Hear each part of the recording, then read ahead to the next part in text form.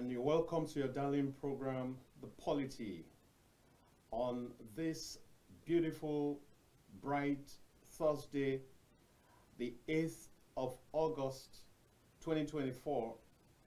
I welcome you to this program, your darling program that x-rays all the trending political, whatever issues, and carries you along by allowing you to participate. This day, I invite you, take your seat, ensure that you invite your friends and your neighbors, and tell them that that darling program of KAFTAN TV is about to go live.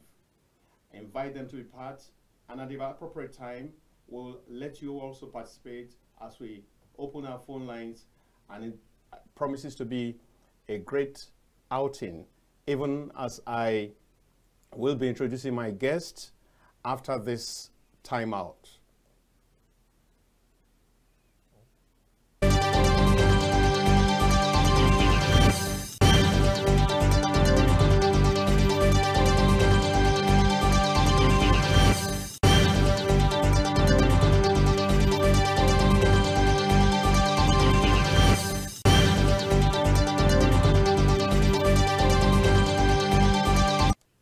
Welcome back.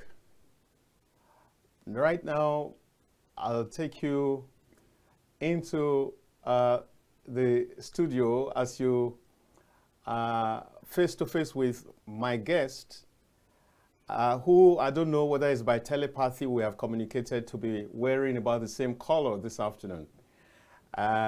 His name is Dr. Suleiman Abdullahi. He's a leadership and strategy consultant as well as a public analyst. And together with him, we'll be looking at the issues this day. And I promise that there will be no dull moments. So come ride with us as we take the issues one after the other.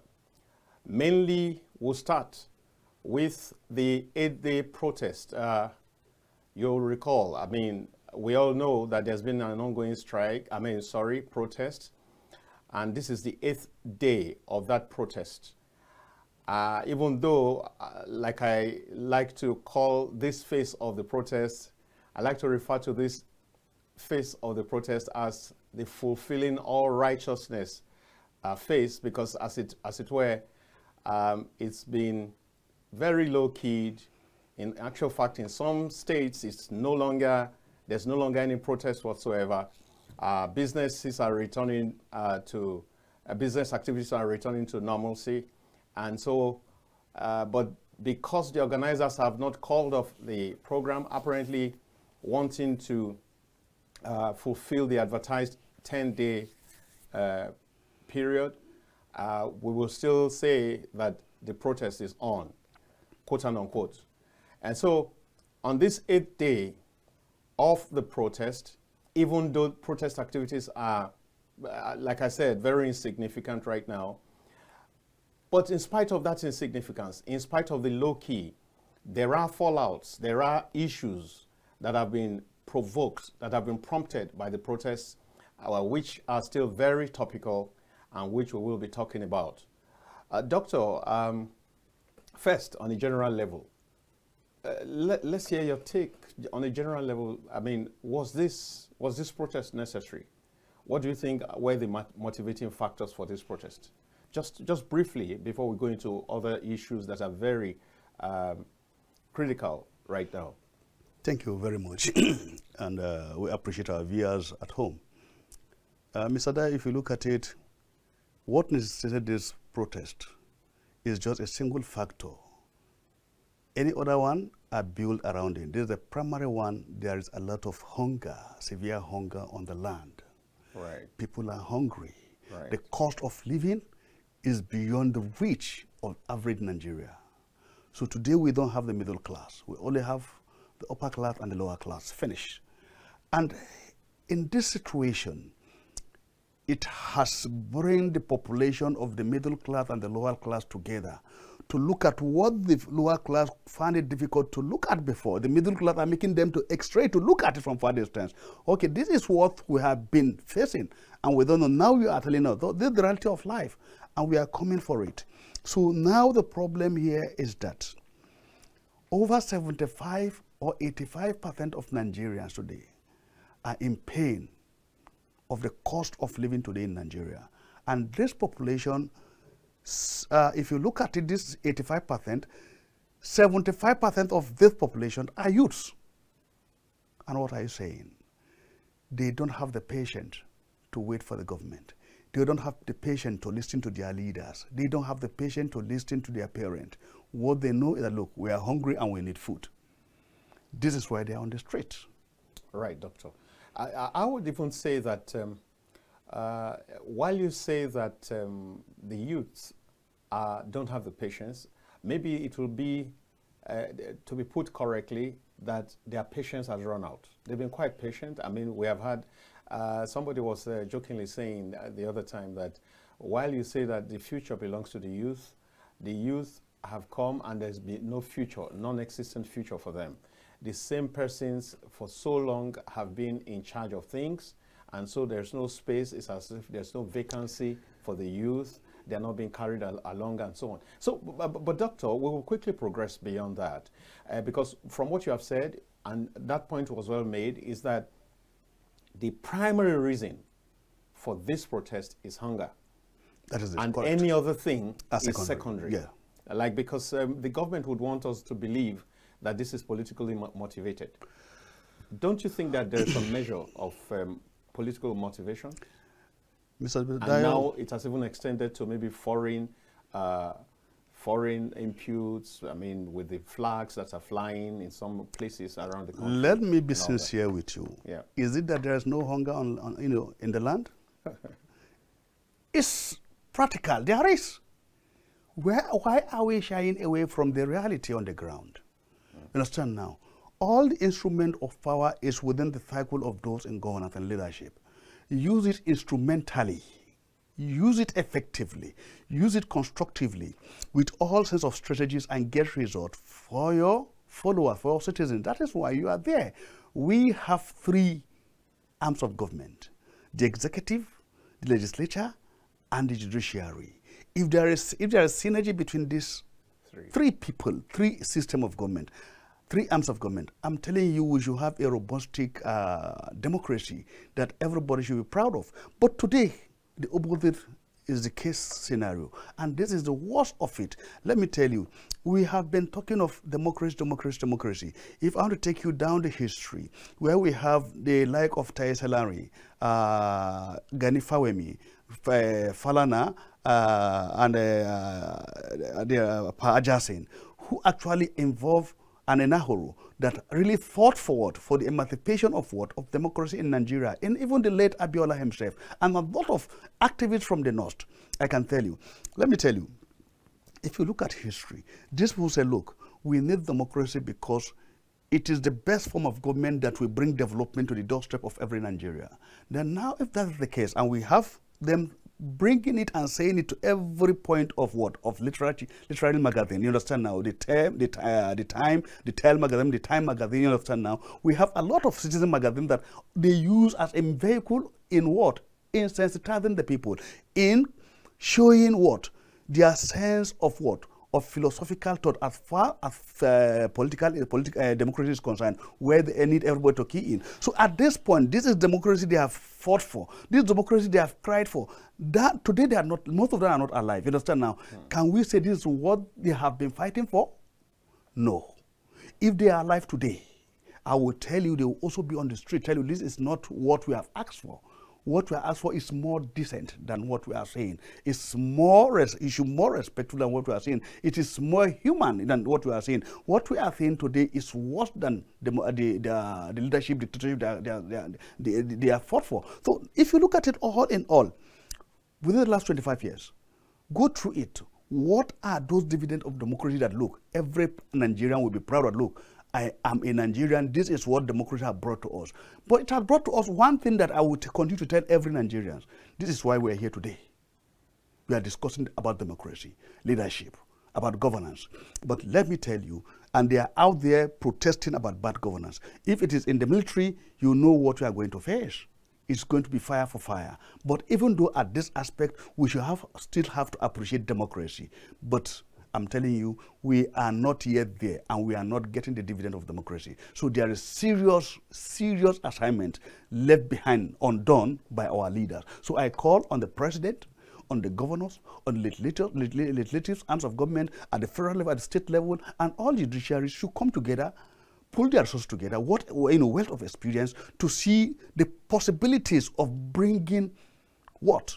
The really dividend, the beauty of democracy to the people, and let people appreciate what it means to have a democratic system in the society.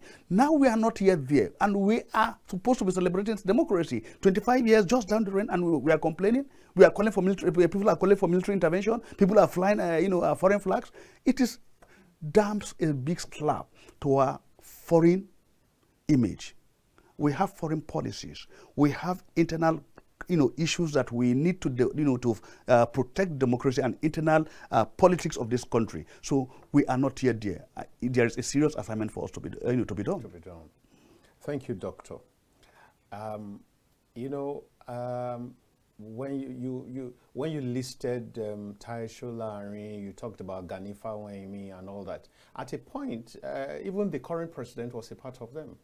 And so if this is what your point is, that if this is what they fought for, this is definitely not what they fought for at the time, but it's a good thing that he is hands-on right now, power is in his hands. So clearly that it's a wonderful opportunity for him to bring into fulfillment the vision that they had at that time. Thank you, Doctor.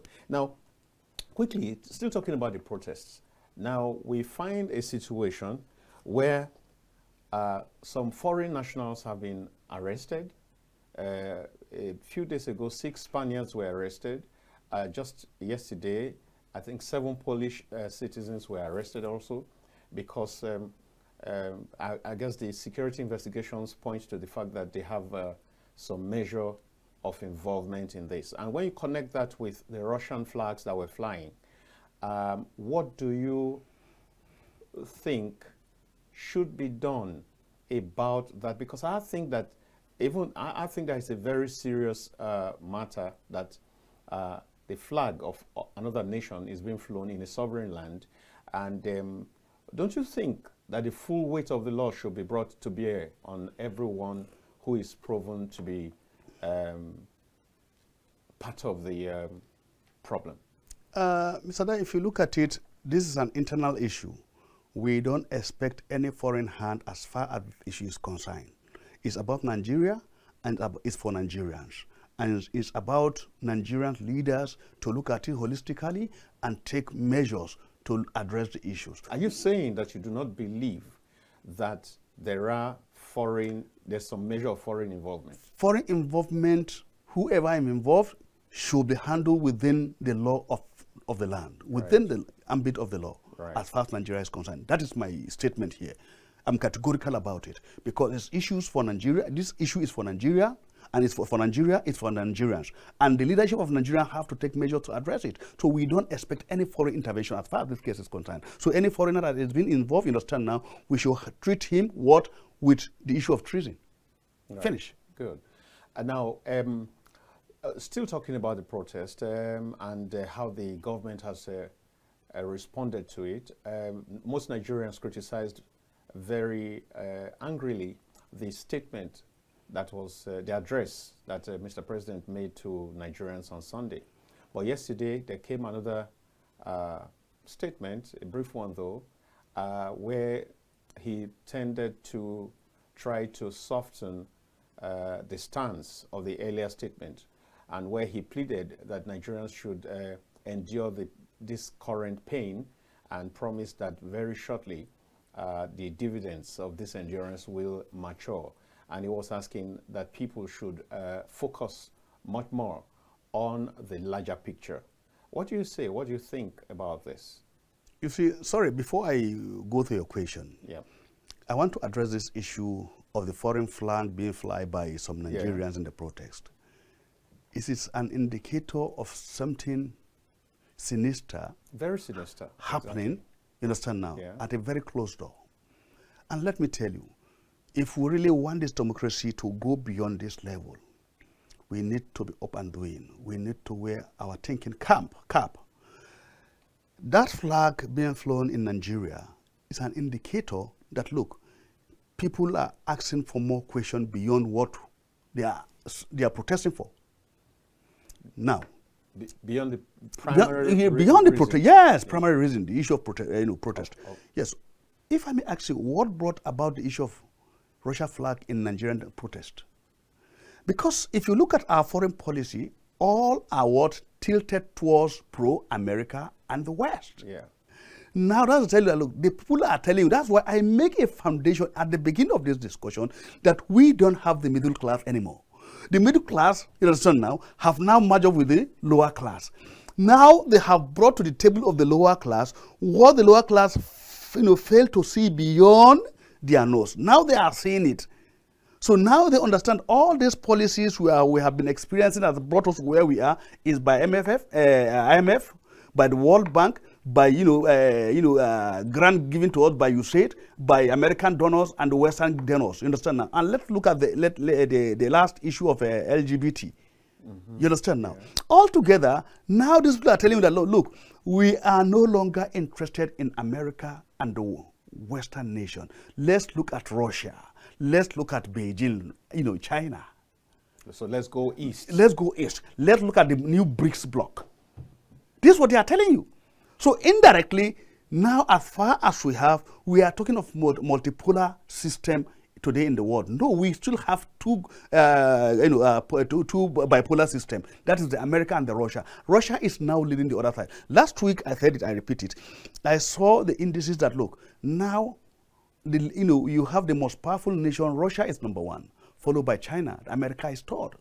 Then the whole table has now changed. People are telling that, look, let's leave the old system of government. You understand now? Now we are not talking about the reality, the theory of reality as expressed by America. And look, whoever trample of your right or on your right, you should break its leg. You understand now? No nation is there for you. We sit down and you just go back, go there, mess him up today, and just get what you want and go away. No, they have affiliation and ally that also will match up with you. That is it. That is what the people are saying. Let's look at East. Look at Russia. Let's go and liaise with Russia and get whatever. Because they are indirectly seeing what is happening between Burkina Faso and Russia.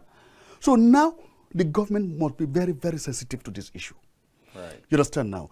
We urge Mr. President, with a sense of maturity, with all sense of experience, with all his sense of expatriate, let him call expertise, call what?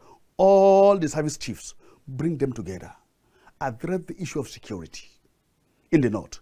And areas that are not much affected with security threats, you understand now, let's immediately take advantage and have agricultural content there, right, with agro-industrial, new system of agricultural with machinery, industrial revolution that will bring more food to the people for the people. Because the moment these people have food, you understand now, and they have their petty job, they are engaged. Yeah. This thing will not be there. So this is it. Okay, sir. I think, Doctor, you're making a very solid point because again, there are places in this country where the line, the dividing line, the border lines, practically don't exist, where there's such a free movement between Nigeria and other countries' nationals, and they trade together, they mix together. And so those kind of places, if they do not feel a sense, if they do not feel a touch of good governance, there's every tendency for Nigerians to begin to now want to move to the other side. So I agree that that's something that should be of serious concern, yes, to the powers that be. Yes, Doctor. Let me tell you, the issue of the Arab Spring should be a serious warning to us. Burkina Faso, Mali, Niger, you understand, are being ruled by what? By military today. You understand now? And they have the alliance of the Eastern Bloc today in Africa. You understand now? So what are we saying? And people, they are trying to project that, look, military dictatorship today is yielding result for us. We are getting what we want. The France have left what? Burkina Faso. We have now have a new interrelationship with what? With Russia, you understand now? And we see Beijing, China coming in. And we see some, Iran now building some refineries or energy plant in Burkina Faso and other. That is, look, is sending some signal. Let me tell you. But Doctor, don't you believe in this very popular saying, this popular maxim, that the worst form of democracy is still better than dictatorship? How do you react? We are today in the 5th Industrial Revolution, where AI is now becoming the topic of the day. You understand now? So that concept is no longer there. It's not it. Let me tell you, the type of democracy practiced by Russia is not the same type of democracy practiced by China. The democracy practiced in Iran today is not the same thing with that in Brazil. You understand now? The democracy in America is not what is obtaining today in UK. Go and check. So they have their little differences, and everybody have to go with what they look at their cultural heritage. How could they manage their own democracy? So let's look at it. What type of democracy they want to practice here in Nigeria? Is it working for us? What type of democracy that will work for our people, that everybody will key into it?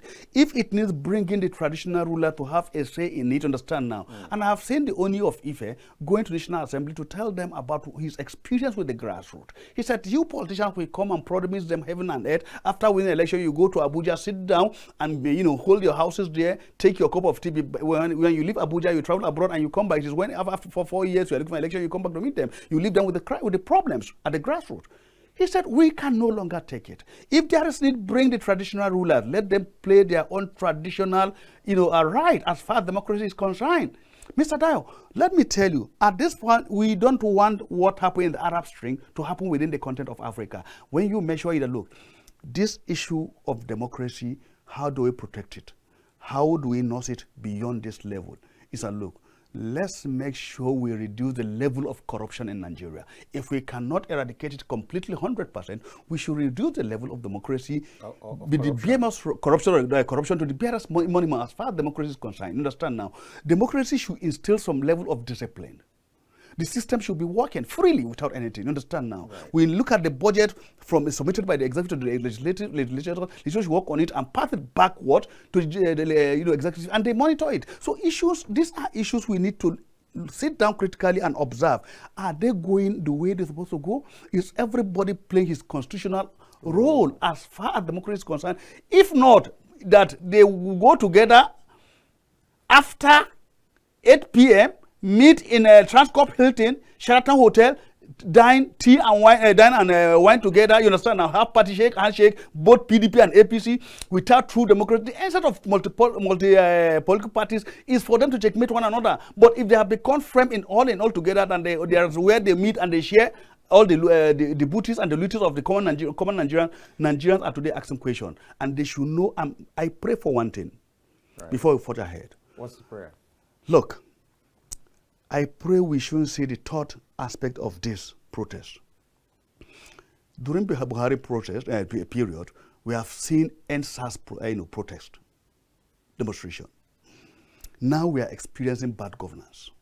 The next time, it was not as national when it happened, the NSAS. Yeah. But this one has come with some kind of what? They are more organized. You are talking of sponsors. You are talking of even underage are now involved in it. Look, they are not longer being scared by the power of the rifle or of a barrel of gun. When they hear the gun being shot, they don't run away. They are not scared by the tear gas. So I'm telling you, next time, this is a serious test for Nigeria.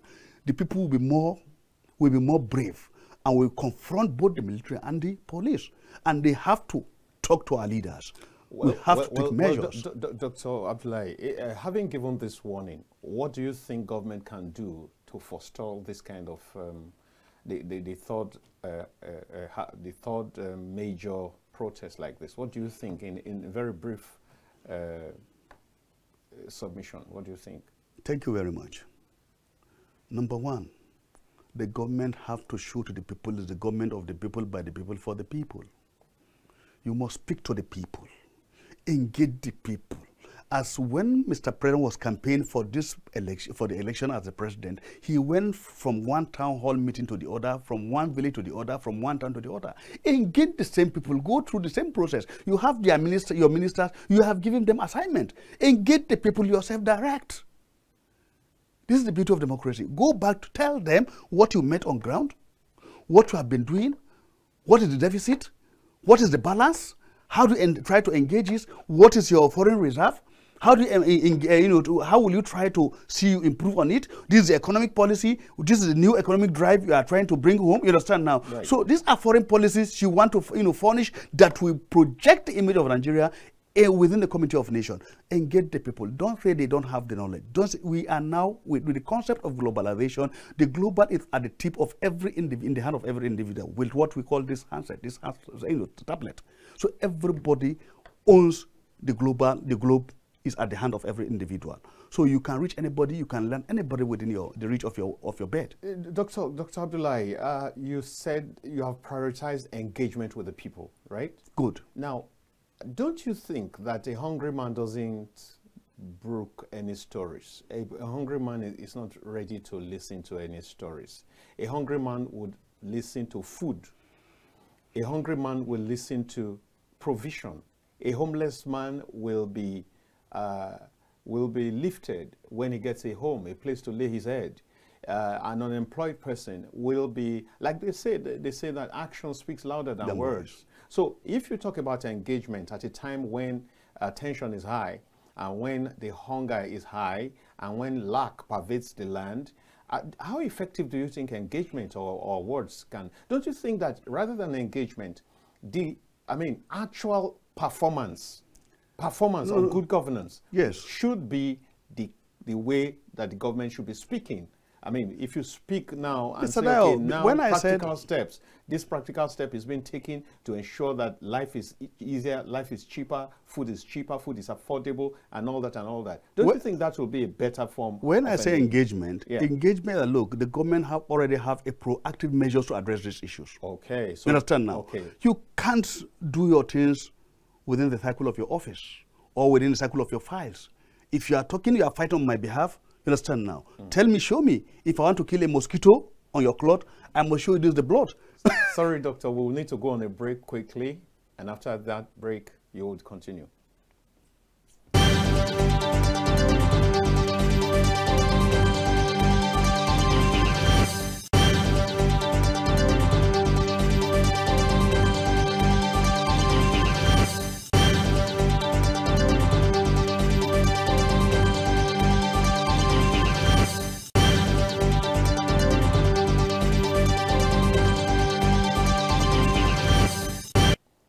So, you're welcome back, viewers. You're still tuned to the POLITY on KAFTAN TV, and we're reaching you live from the Abuja studio. Please stay tuned. Tell your friends that something great is happening here that they need to be part of, because very shortly also, you'll have opportunity to participate in that which we're doing. You'll have opportunity to be part of the conversation, as we will shortly be opening our phone lines, so you can make your points, you can make your contributions, you can ask further questions, and the whole world will be listening to you. Please stay tuned. Now, Doctor, so you were saying that it's not empty engagement. Not empty engagement. Engagement backed up with performance. With performance. And then performance backed up with engagement. With engagement. That is something is being done, but tell the people. People, yes. You know, like I think you were giving a proverb just now. If you kill mosquito on somebody, you have to show him. So that that he does not think that you're just slapping him for fun. that is it. You see, Mr. Dayo, let me quickly tell you. You understand now? If we are to measure, put in place, start to measure, measuring some strategies that the government need to put in place, I don't think we are going to live here today. You understand now? We can't continue. We will list, and list, and the list is exhaustible. Let me tell you quickly.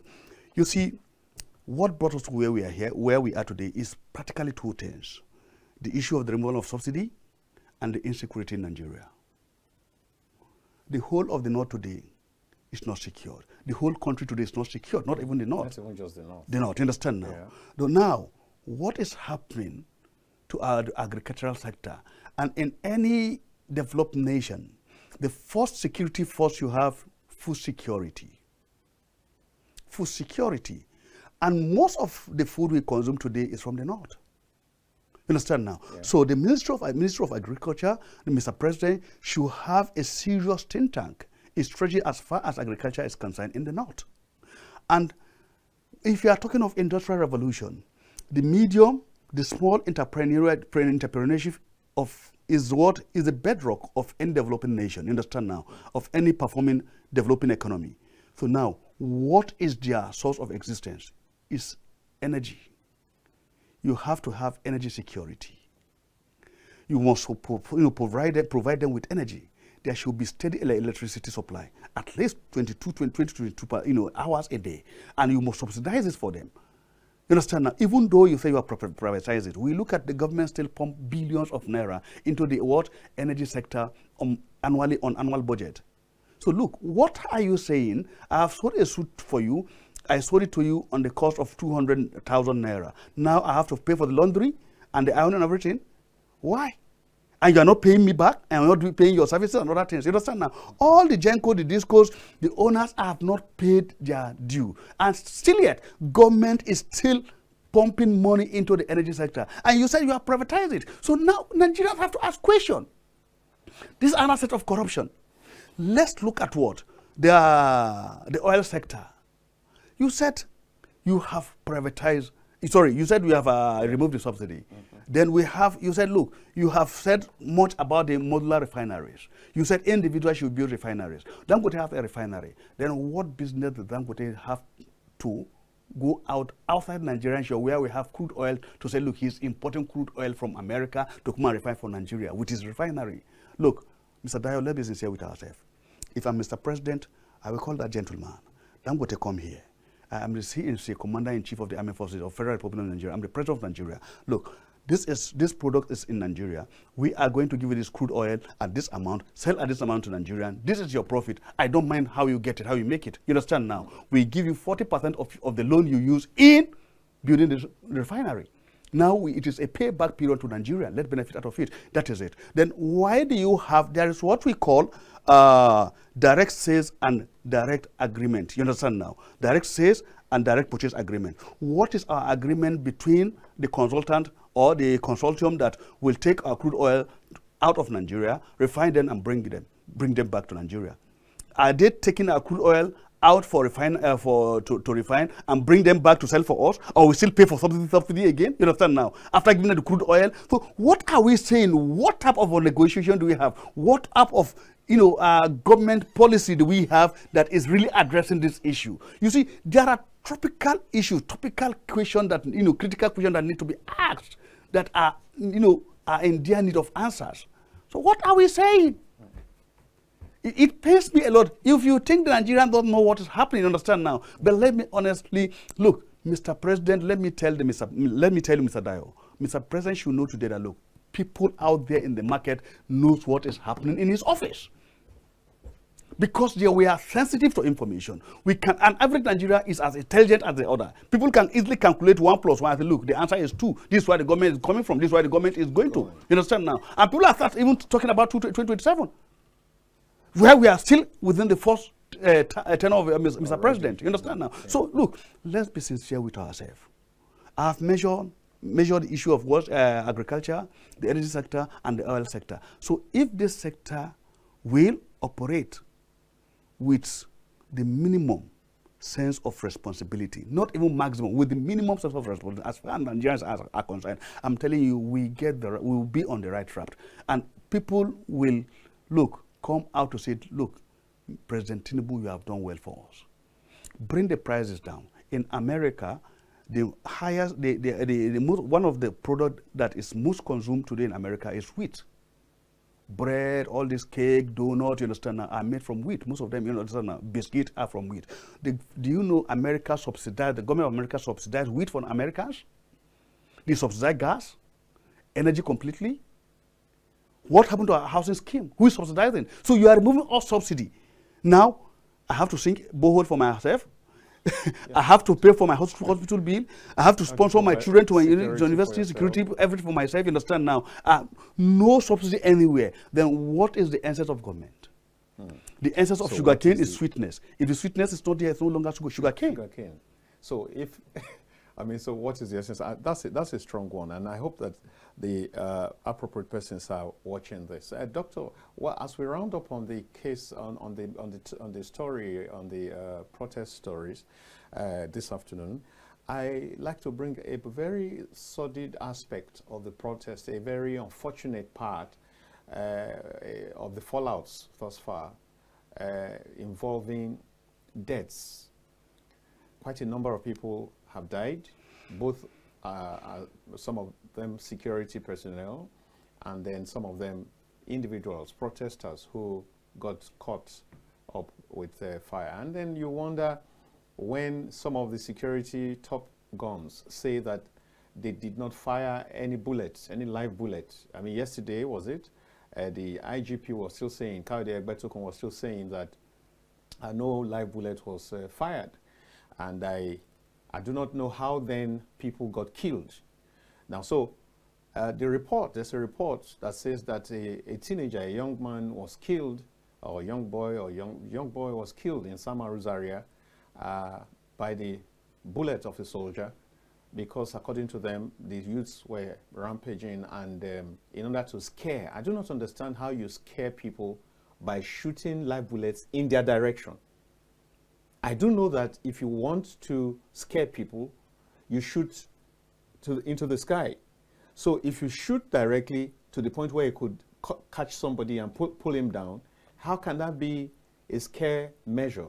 So, but luckily, the report says that the soldier has been detained, and I hope that justice will be done in that matter. And I think that that's something Nigerians should follow, including the deaths of all other ones who were unfortunately felled by these wicked bullets. And going beyond here, it's important that government take a stand and be clear that live bullets have no place with their citizens.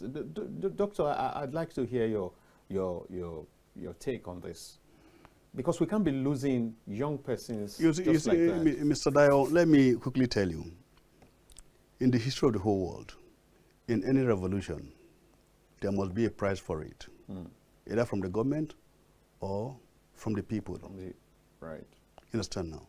So this is part of it, the pain that comes with it. But the beauty of democracy, that bullet is for the people. Those people are supposed to be protected with that bullet. That's it. Not to be killed with that bullet. Exactly. Understand now? So there are two things that made a policeman or a military man: his uniform and his gun. That is the right that the Constitution gives to him, to wear that uniform and carry that rifle. But the moment you start misusing it, and people get to it, you understand now, by the time you exhaust your bullet, and people are no longer scared of your uniform and your rifle, then what do you have again? That is why I will tell all the military personnel, understand now, all the law enforcement agency should be sensitive about what they wear. Their uniform. It's a gold. You understand now? It should be respected. It's respected. But in the first place, let them know what they are carrying. That is the identity of Nigeria. That's the symbol of Nigeria. That's the unity of Nigeria. That's the beauty of Nigeria. That's the love for Nigeria. You understand now? That's the revered respect we have for Nigeria. That uniform. Secondly, the moment they carry that rifle, they should know they are to defend Nigeria and Nigerians. You understand now? Right. They are to defend Nigeria and Nigerians. Not even the government alone. Because the Nigerians, the government are part of Nigerians. You understand now? So what we are saying here is that, look, I think most of our military top, leaders should come together and really send a serious message. Let them reorientate, give some reorientation, you understand now, to their officers. Let them understand what it means. Mr. Dayo, I am within the ambit. I have my own practical direct experience, what it takes to, screen and get the best out of, a population that will come to register for what? For maybe military or soldier, a process. Before you get 500, you must screen not more than 50,000 people before getting 500.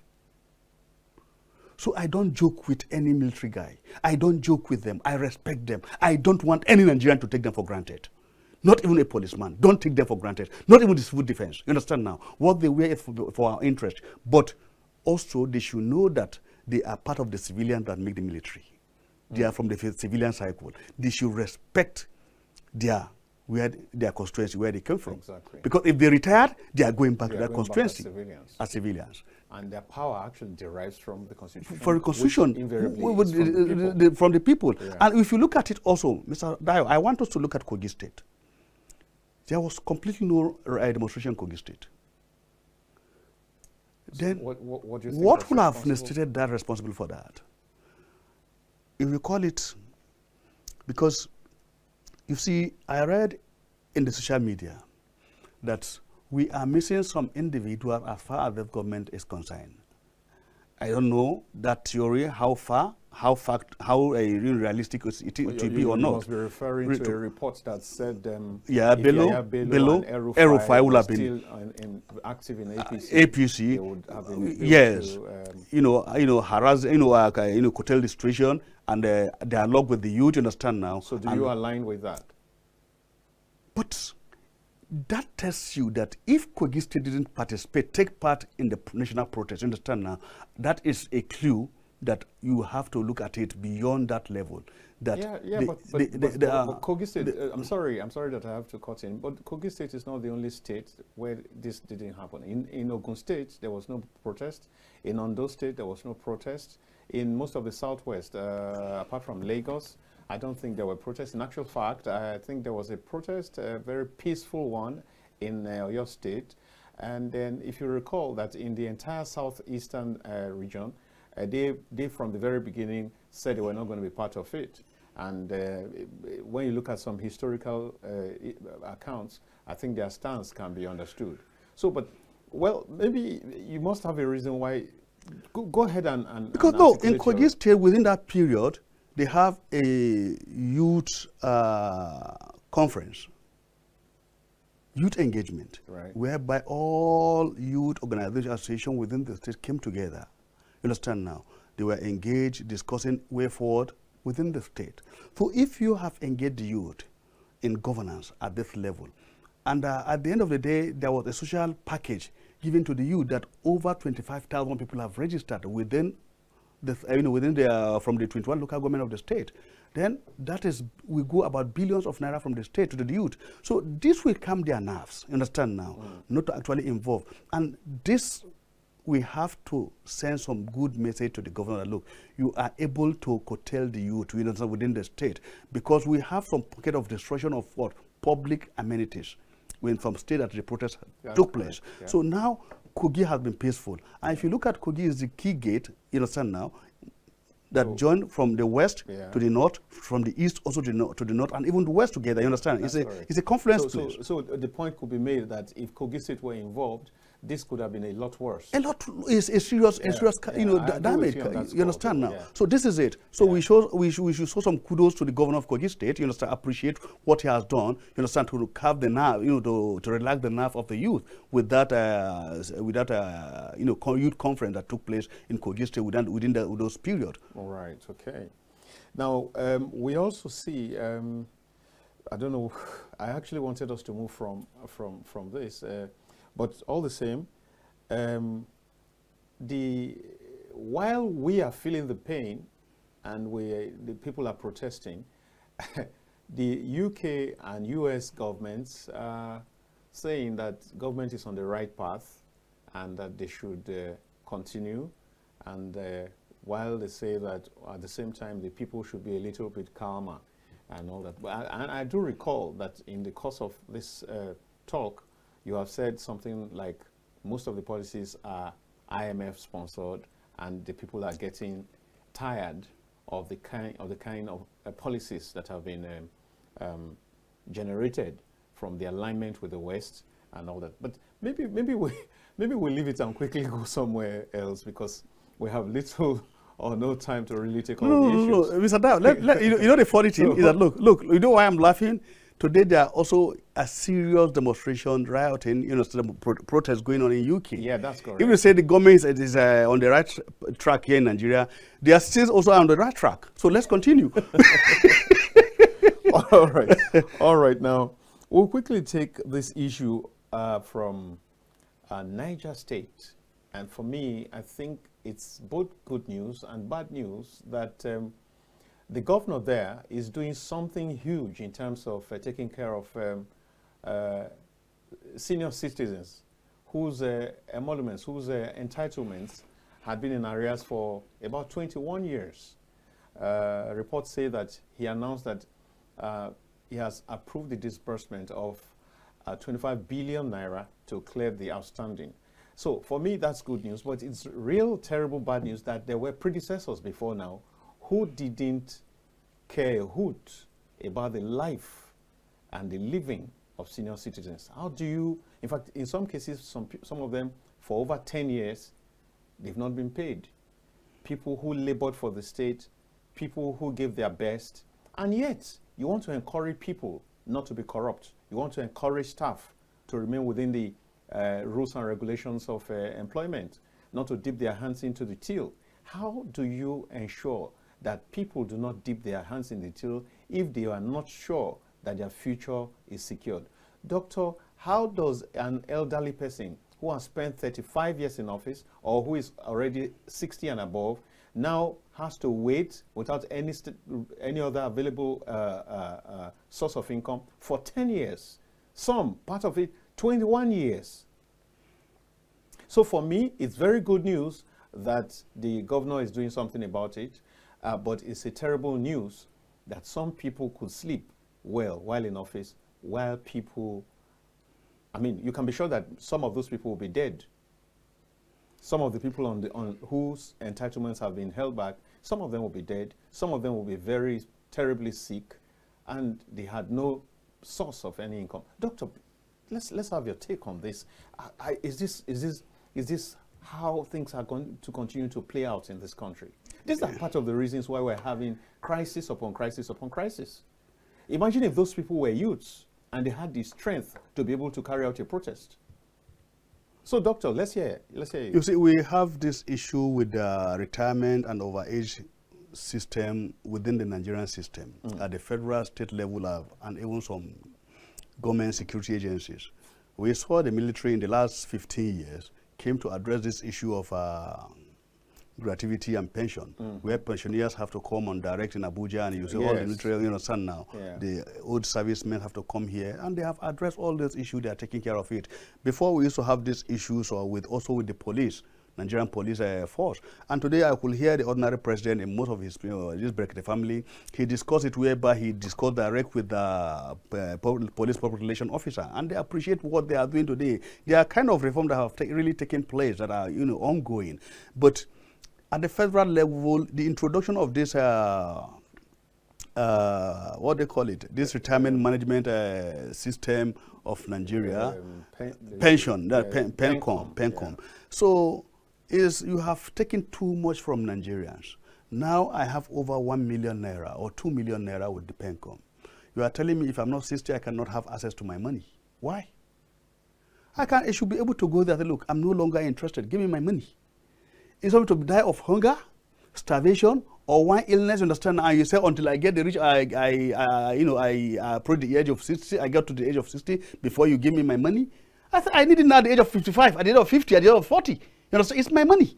So if I have my own security for my future, you understand now? What do you need? I have a house for myself. I have a water to myself. You understand now? I pay for my electricity bills. Then I have security that will take care of my old age. You understand now? Then if I don't need your security, then what's your problem? You should not force me to key into the government policy. It should be optional. If I want to go into the pension management system, I should be able to do it with relaxed mind, without pains. But Mr. Dayo, do you know what pains me?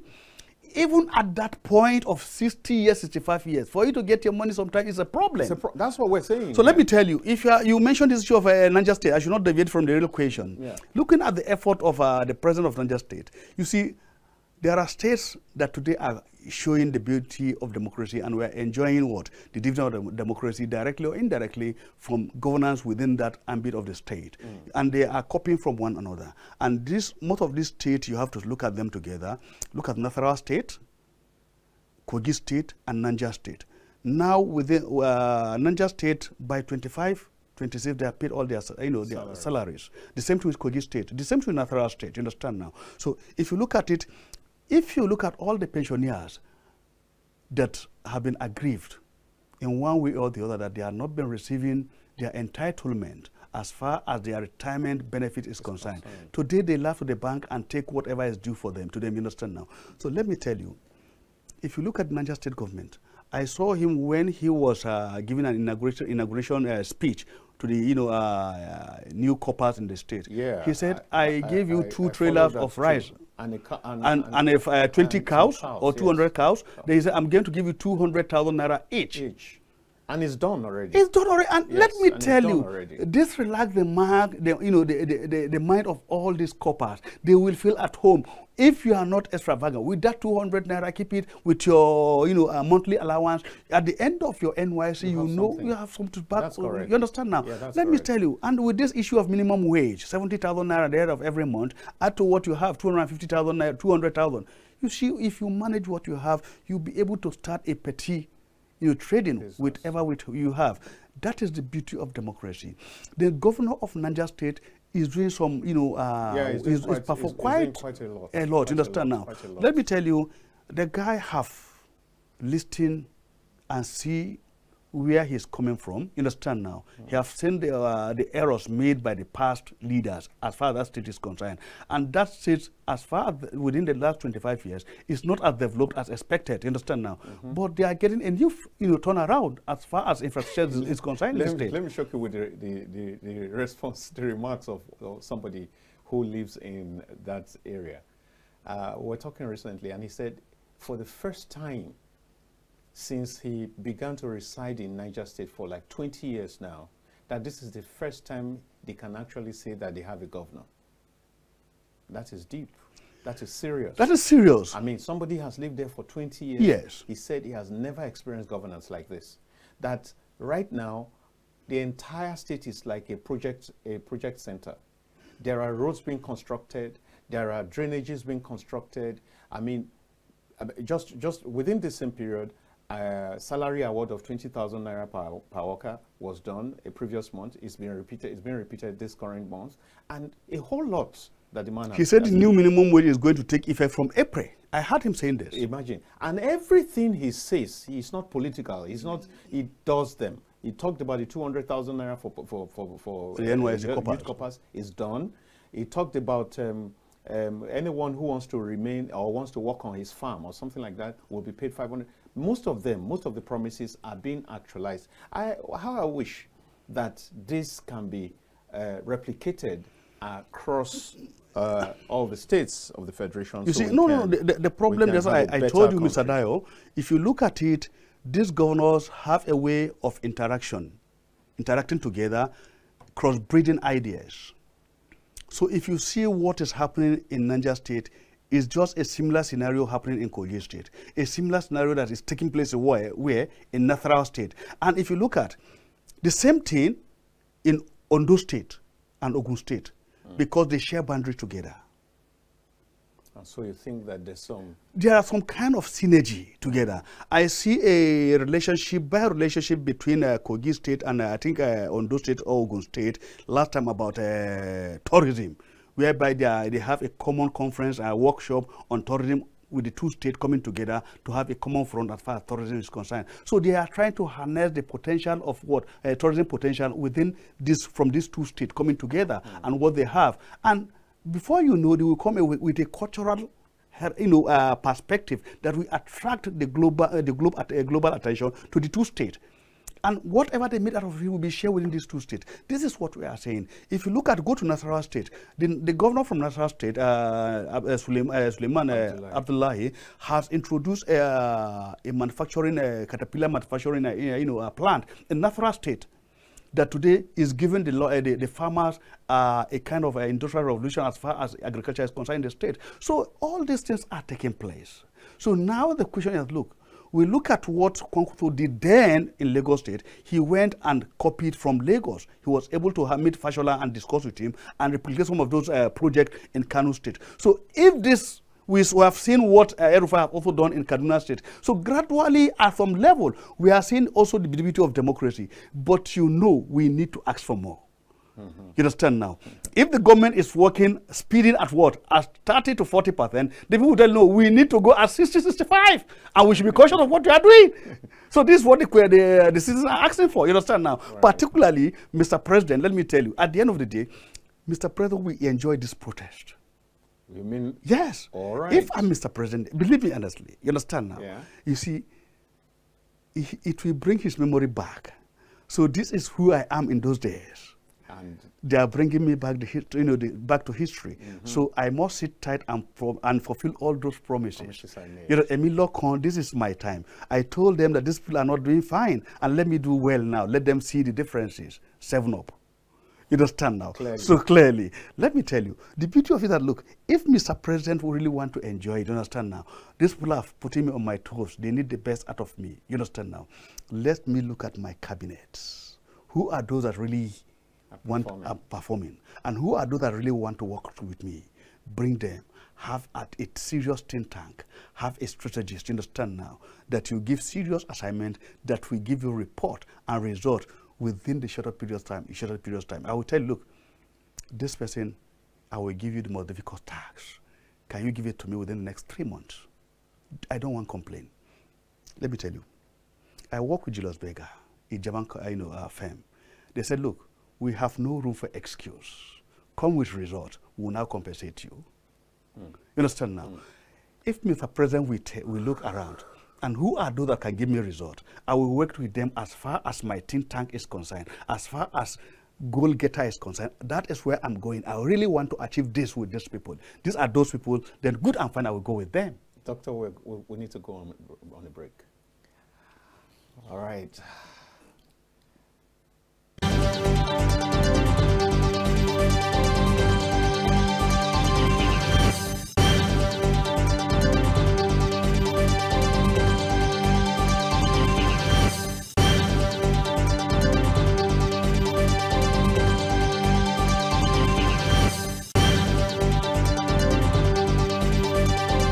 About women's riot of 1929. In November 1929, thousands of Igbo women from the Bende district, Umuahia, and other southern regions gathered in Oloko to protest against the warrant chiefs. They accused these officials of marginalizing women's role in governance. The Abeokuta Women's Revolt of 1947, led by Funmilayo Ransom Kuti and the Abeokuta Women Union.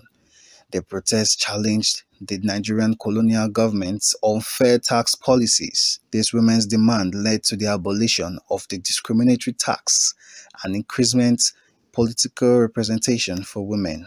The Ali Must Go protest of 1978, triggered by a 50 kobo increase in student fees. This protest, known as the 1978 student crisis, were among the most violent student riots in Nigeria's history. They highlighted broader political dissatisfaction with the Mohammed Obasanjo military administration. The anti-SAP riot of 1989. In response to the International Monetary Fund imposed structural adjustment program introduced by the Ibrahim Babangida administration, protest broke out. The National Association of Nigerian Students issued demands and ultimatums which led to widespread unrest. The June 12 protest of 1993. Following the annulment of the June 12, 1993 presidential election by Ibrahim Babangida, nationwide protests ensued. This political turmoil contributed to the Babangida resignation, the establishment of a weak interim civilian government, Sani Abacha's subsequent rise to power.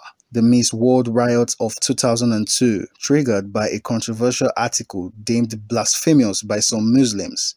The Miss World beauty pageant faced severe unrest. The violence led to the relocation of the event to London and resulted in over 250 deaths. The Occupy Nigeria protest of 2012. This protest emerged in response to the removal of fuel subsidies and subsequent price hikes under Goodluck Jonathan's administration. The movement led to the restatement of the subsidy and prompted a review of government spending. The EndSARS/police brutality 2020. One of the Nigeria's largest protests. This was driven by widespread outrage over police brutality by the Special Anti-Robbery Squad, SARS. The demonstration on October 20, 2021 marked the first anniversary of the Lekki Tollgate shooting and called for an end to police abuse. The End Bad Governance protest of 2024. Currently ongoing, this protest addresses issues such as fuel subsidy removal, increased electricity tariffs, customs duties, hunger and insecurity under the Bola Ahmed Tinubu's administration. I am Samuel Omaji, reporting for KAFTAN TV.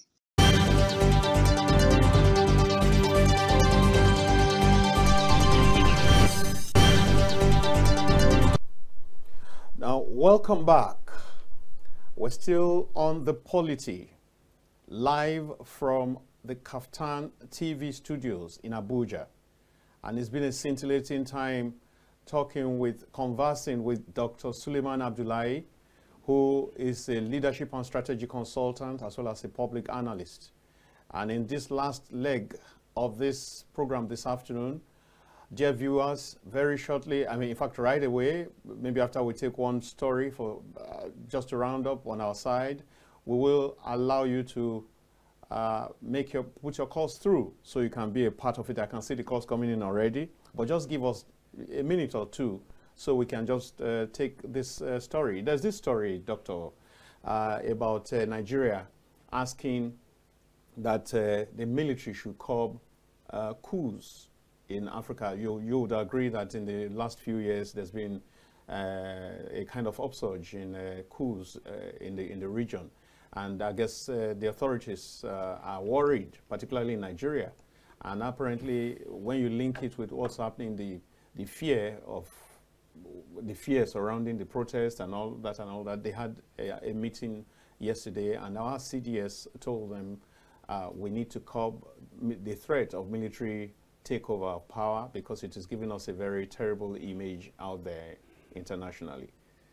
I'm sure you'd have a word or two to say about this. Mr. Dayo, if you look at it, there is what we call, if you want to curb coup in Africa, there's what we call defense transformation. Defense transformation is a system whereby the tenet of democracy, democratic principle, rules, and values should be a primary assignment to everybody. Mm. You engage the military as far as democracy is concerned. You engage the police force to a part of democracy, but not the way we are doing it in Nigeria. Understand now? The military should be in the forefront protecting democracy. That's what it ought to be, yes. You understand now? Not by sending them money that they will not account for. Mm-hmm. Not by giving them money to buy arms and ammunition, understand now, that are not physically seen on ground. You understand now? In Africa, I'm talking of Africa at large, not Nigeria. You understand now? Yeah. The issue here is that, look, we should engage the military to a part of democracy.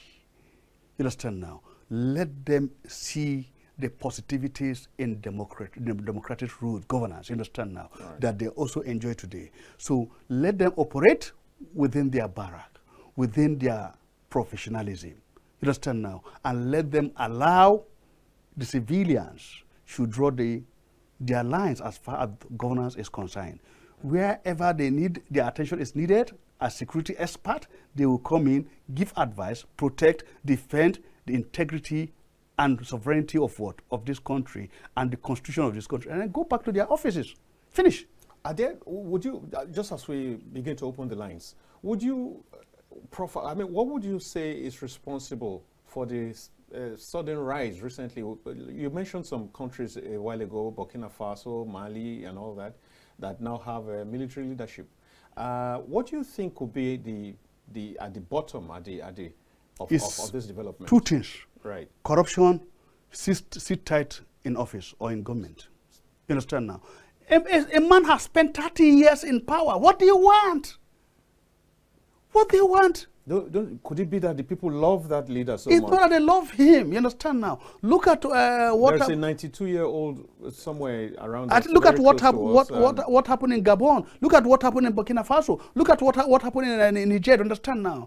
You have stayed more than necessary. As far as democracy is concerned, one tenure, 2 terms, you understand now? You leave the stage. You leave the stage. No matter how the ovation is being loud, you understand now? No matter how they applaud you, tell them, look, I'm okay, I need to go and rest. There are more engagement for you at the international scene there. That's correct. As far as democracy is concerned. Doctor, we'll begin to take these calls. Good afternoon. Good afternoon. This is Pastor Akinde calling from Makure in Ondo State. Thank you for calling in. Please, let's hear your contribution. Concerning the economic crisis that are confronting this nation, well, the only solution we have is two things. We should return back to the agriculture, which has been our heritage. It's not a borrowed idea. We were born to agriculture in Nigeria. And it's not a thing that we are going to spend some money to go and learn it. Every homes, every individual in Nigeria are into agriculture. And the second thing, on the areas of subsidies, or not subsidies, something like this, it was a personal decision of Tinubu that is affecting us today. Because it was not a cabinet system of government that decided the removals of the fuel subsidy, which have been putting every Nigerian citizen into crisis today. The way out, the kind of people that Tinubu brought to the government, many of them are not technocrats. They have no solution to what is happening. So our president needs to sit down and put an end to the people that are doesn't having that the Mr. President have with us. And secondly, I will advise the Mr. President that the money that they have been sending given to people, and if it's not working, we need something that will, just like agriculture. I remember the late governor of Ondo State, late Agagu then. Agagu will use the 4th Saturday of every month to come to television as the governor. Was the program there that Mr. Governor is using to interact with the citizens of Ondo State then? How many of the governor we have today, they have been taking the people of the state of granted. We are talking about people of Ondo State that are not protesting. The palliative that the Mr. Governor cannot give to people of Ondo State was using to break the tourists in the state, not to protest. Is that the democratic leader? The problem we are facing is on the governor and the lack of initiative by our leaders. So if Mr. President wants to come this thing, he needs to engage the youth on agriculture. Now each of the state, each of the local government, there will be an involvement, not by giving money. How much is 15,000 naira per month? So my solution, that is my own view for this matter. Thank you, Pastor Akinde. Go back to agriculture. That's your main message. Yes. Yes, and engage with the people. Thank you very much for calling. Now, from what he said, you would see that it connects with what you also said earlier, that the president is failing to engage with the people. And clearly, since Tinubu got into office, we used to have what is called the presidential media chat. Yeah. This was a regular affair under Obasanjo, if I recall well. And I think Yar'Adua had 1 or 2 sessions, and then Jonathan went with the tradition on many occasions, and we saw even interviewers put him on the very hot seat. But we've not seen that under Tinubu. This might be the people saying that we need to see you more. Am I correct, Doctor? You are very correct. I don't want any assimilation between, direct assimilation between Buhari's government to make with Tinubu's government. I'm trying to dodge away from it because they are 2 different entities. Okay, you understand? Let me tell you, it's a continuous, but everybody like Tinubu continues to tell him, Mr. President, like he has his own policy different from that of Buhari policy. You understand now? Let me tell you. There are some members of Buhari's cabinet, core members of his cabinet, that are still within this cabinet of Mr. President today. You understand now? That is number 1. Number 2, there are some method and way of governance of Buhari administration that we are still experiencing imbibed in this government. So I don't want to take that. Look, I'm a public affairs analyst, you understand now. We also, at this part, have to manage the situation for Mr. President. I don't want to open it all, to blow it all together, you understand now. Let me tell you, Obasanjo administration coming up down to Jonathan administration, you understand now, it's not issue of party. We are looking at per head, individual, as leaders. Yeah. We have what we call presidential chart, and we have what we call the media editors movement to see the dividend of democracy from one state to the other. That's correct, under Jerry Ghana. Under Jerry. Let's take this. Yeah, I remember that. Hello, good afternoon. Good afternoon. Yeah. Good afternoon, sir. I'm calling from Niger State. And your name is? My name is Mohammed. Mohammed, just Mohammed? Mohammed Tashida. Sakida. Yes. All right, please go on. Yes. So my contribution is that the first speaker will speak now. His contribution, we should go back to the agriculture. The idea is good like that, but we are insecurity. People are going to farm and they are bandits or this thing, they are going to attack people. So the security the federal government should do something about that. If you can go to the farm, and then the bandit will not disturb us. That is it now. Everybody will go to farm. That's my contribution. Thank you very much. Thank you. So, there's an emphasis on return to agric. Yeah. Hello. Hello. Good evening. This is afternoon here, except if it's evening where you are, right?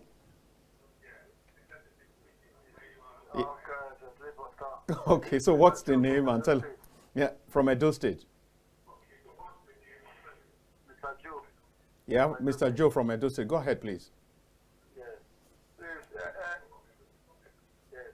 The policy of Mr. President are not working. It's not a shame for somebody to implement policies that are not working. Just go ahead, please, quickly. Yeah, yeah. General Obasanjo. Yes, I remember what Obasanjo said that the Tinubu's policy are good but wrongly implemented. Let him reverse the fuel subsidy and let Nigeria have peace. Okay. The fuel subsidy is not working. The genesis of all these problems is because of that fuel subsidy. Fuel subsidy is not working. It's not a crime. If you implement something is not working, you reverse it. Let it reverse it and let Nigeria have peace. That's your take. Thank you, Mr. Joe from Edo State. Thank you. Thank you. All right.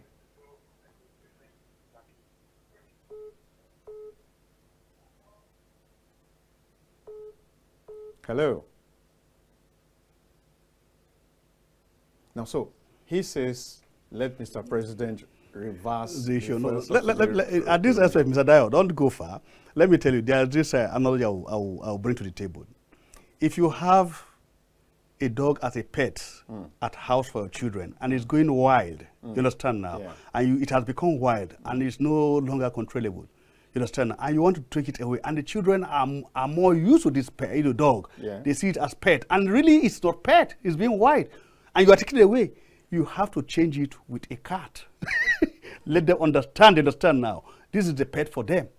Now, That is more friendly. But the cat that will can more, also get wild. You understand now? But it will be more friendly, you understand, and attractive at home with the children than the dog. You understand now? Particularly in this part of the world. Right. Particularly in this part of the world. So the issue here I'm trying to bring to the table is that, look, let's take it. Subsidy is not sustainable. Subsidy is not acceptable. Subsidy is corruption. It's just for few individuals in Nigerians. You understand now? So when you say that, Let me just yes. pause you quickly. When you say subsidy is corruption, is it not possible to remove the corruption and leave the subsidy? Is it not possible to separate the two? Are they conjoined twins? That's where I'm going. That's why I make that analysis. Look, if subsidy have been seen, look, as one of the bedrock of corruption in the world, in the oil sector, and you have taken it away. What do you bring to the table? There are other options. You understand now? Let's quickly take this. Hello, good afternoon. Good afternoon. Yeah, can we have your name and where you're calling from quickly so you can make your contributions? My name is Awusko from Kaduna. Awusko, please, let's hear you. You see, we've had 25 years of democracy, and this democracy has lost its beauty because the presidential system of government we are running, the executive emasculate the Senate. The Senate, the judiciary is also emasculated. Therefore, the democracy has lost its beauty as practiced in the United States of America. The state governors have emasculated the House of Assembly, which also makes the system very bad. In this kind of system, all we see is that democracy is benefiting only few. We see government officials living in ostentatious, living in big, living rich, and the masses are hungry. That brought about this hunger and end bad government protest. It is now important that Tinubu, who was part of the struggle, who brought to bring democracy in Nigeria, to take a coup for the struggle he did and give dividends of good democracy to Nigeria. Not to be asking Nigerians to be patient. Nigerians have been patient for all this while. Hunger does not know patience. We must have to come back and walk the walk. Give Nigerians good democracy. Give them food, give them work, give them shelter. And also, the people who surrounded himself, he's trying, because I think he's looking at 2027. He should forget about 2027 and fix Nigeria now. By the time he fixes Nigeria, Nigerians will vote him on 2027. Thank you very much. Awusko, thank you very much. You made some valuable points there. Thank you. Hello. Hello, good afternoon. Hello, good afternoon. Yeah, good afternoon. What's your name and where are you calling from? I didn't get that. Gideon John. From Lagos. Gideon John. Gideon Tinubu. Gideon Omoogun. Gideon what, please? No.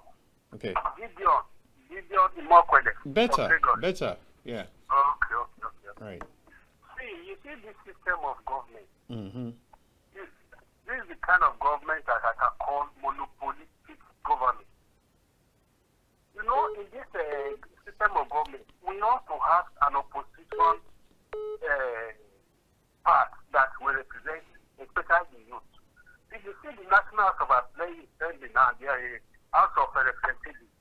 Most of them, because they are there for their selfish needs, they are no longer. They are now converting to the ruling political party. They don't maintain. They are not there for the benefit of the people that voted them in to represent their people. They are now converting to government with power. That means we are no longer having an opposition party.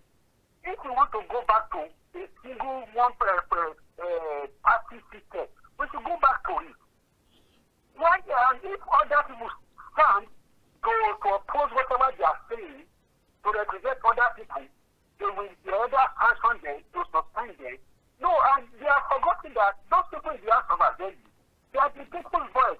When the youth now see that, okay, people that are supposed to be voicing out some matters to them, they are now keeping them out of the assembly, suspending them.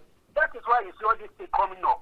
If you can recall, go back to America when they were asking President Biden to step down for Harris, he was not accepting it. But at the end of it, he accepted and he said he's presenting Harris. Why can't Biden now move out of the party and say because they forced it, he should join the other political party? see, we are not this Well, he still has some part of his tenure to run. So why would he join another party? But okay, I think I understand your point. But in Nigeria, if what's happening in Nigeria, they will not join the ruling party, or they will join the other opposition party. So we want Nigeria system. If they want to copy America's federal government, they should copy the totality of their system. Thank you very much, Gideon. Thank you very much, Gideon. Yeah, thank you very much. Good point you made. Unfortunately, we have in Nigeria a system where the winner takes it all. And so in such a situation, to survive both as a politician as an individual, sometimes these people have to say, well, I must be alive first before I can play politics. Now, let's quickly take this one. Hello? Hello? Hello? Yeah, please. What's your name and where are you calling from? I'm calling from Kenya. You're calling from where? I'm calling from Kenya. What's that? Kenya? Hello? Kenya? Zaria. Okay. Zaria. All right, so what's your name? My name is Sambo Yahuja. Sunday Uja. Tambo. Okay. So go ahead, please, with your contribution. Please. My question is directed to the guest. Yeah. My first question is, please, I want to ask the guest that we have three councils of government, as we know. Yeah. We have the executive, legislation, and the judiciary. Am I right? Arms, yes. And You're talking about the arms of government. We have the House of Reps.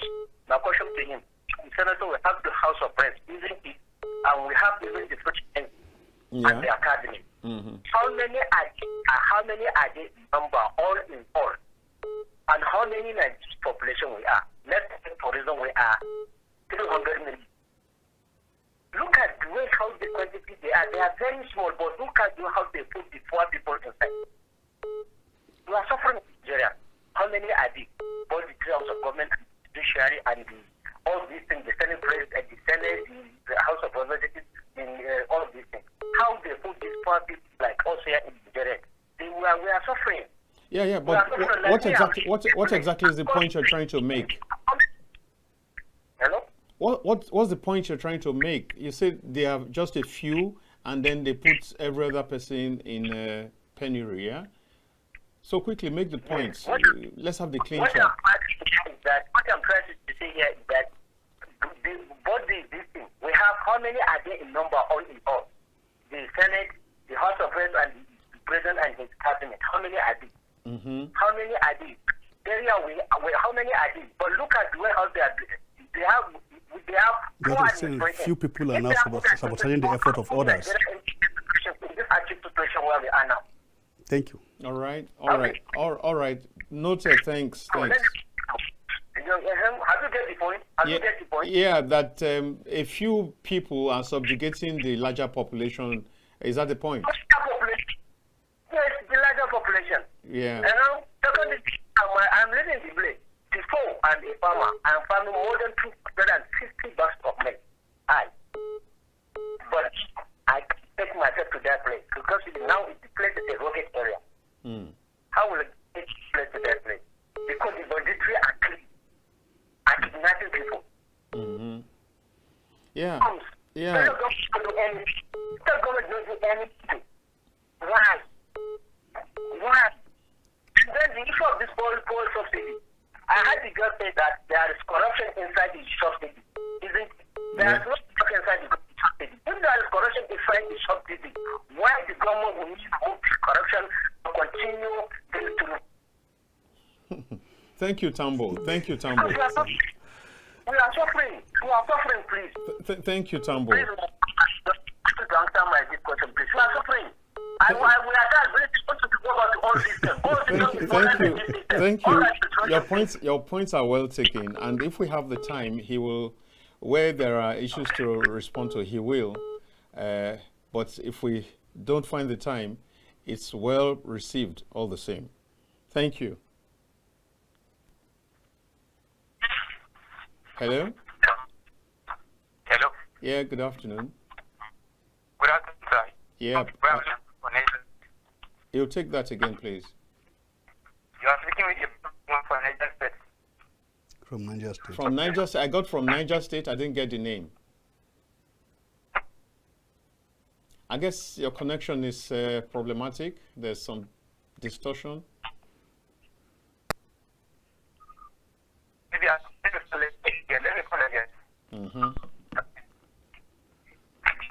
He has to turn down the volume of his TV station. Well, at this point, ladies and gentlemen, brothers, sisters, Nigerians all over the world, we will need to be bringing this program to a close for today. But just before then, Doctor, in 1 minute or, if possible, 30 seconds, can you give your last line? Mr. Dayo, we have seen it all. You see, we are at the crossroad. We are not yet. Some people say, well, look, Nigeria is marching towards as a failed nation. We are a failed nation. We are not yet there. We can still rescue this country. We are not yet drift. We are not adrift. And we don't need another raft. Let me use this language. Right, okay. Yes. We can still cross the river with this raft. With this current raft. Raft, yes. Right. I still have strong hope with this democracy. Right. If we are able to manage it well. Thank you, Doctor. Thank you very much. Thank you so much for coming. And we do hope that we can call on you some other time too. Thank you very much. You are right. please. Thank Welcome. you. Thank you very much. Viewers, this is where we put a stop to this edition today. I hope that you enjoyed it thoroughly. I hope that there was some enlightening, there's some educating, and I hope that you enjoyed, those of you who partook in participating through the phone, Wusko, Mohammed Sakida, Pastor Akinde, Tambo, and Gideon Imokwede. Thank you so much for participating. Stay tuned and ensure that you make KAFTAN TV your preferred dial. Thank you. Have a blessed day.